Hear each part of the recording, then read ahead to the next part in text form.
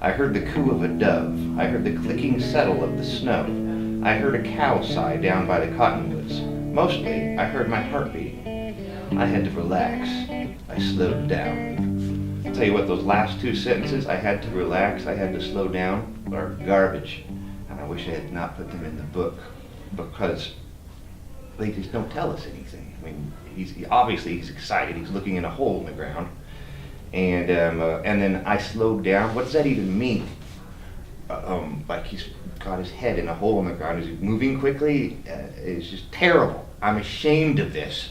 And if I could go back find every copy of this book and draw a black mark through those two sentences, I would do that.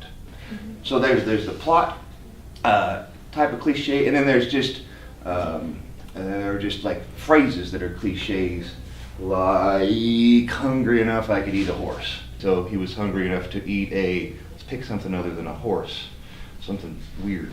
A unicorn. A unicorn. Now that's funny.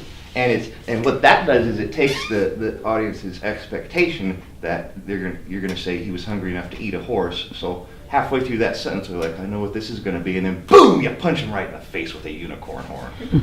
Good.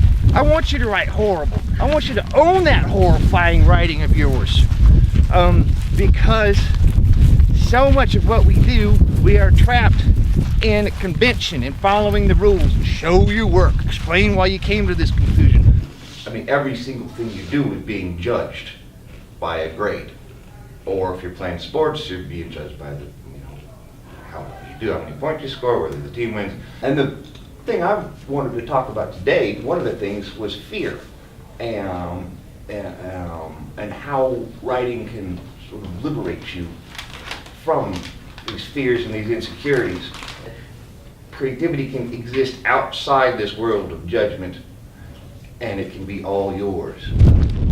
If you were forced to start writing a story this afternoon, do you think you could do so spontaneously? It's really bad. Yeah? I've written like short stories in a long time. I'm glad you said that. I'm worried about deadlines for my writing class. Right.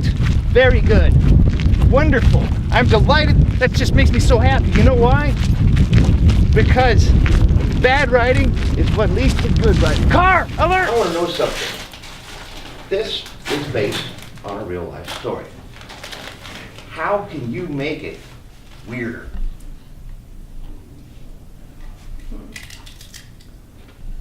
You can make everyone monsters. There you go. Precise. Because one thing that I do when I write, I don't think I mentioned this the other day, but when I write, I'll take a situation and then I ask myself, can I make this more screwed up?